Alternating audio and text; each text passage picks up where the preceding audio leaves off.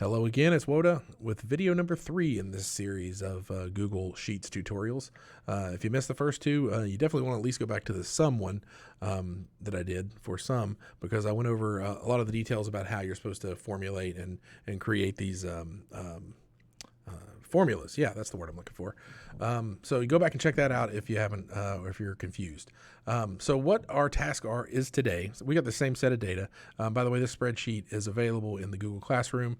I'll make it available in the Google site if that's where you're at looking at this stuff. This is the same set of data. I just have different tabs down here with different tasks for us to do. So again, we've got a list here. This is just a list of students.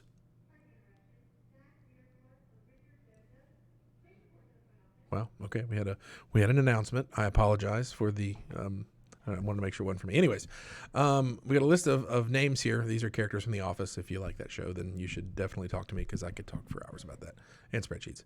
Also, so we got the list of data here.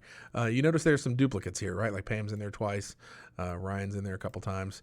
So we have some duplicates in this data, and we want to pare this down into just a list of names that exist, but we want to eliminate the duplicates. This is a function that is mentioned in the Google training, and I don't know if it's on the exam, but we're going to talk about it, and that's why we're talking about it. So to do that, we're going to do the unique function. So equals unique. And notice Google obviously started to drill that down for us. Parentheses, and now we just want to select the range. And if you ever, again, remember, if you forget what you're doing, Google does a good job of explaining here. But I'm going to click this, scroll all the way down. I'm going to click and drag, not scroll.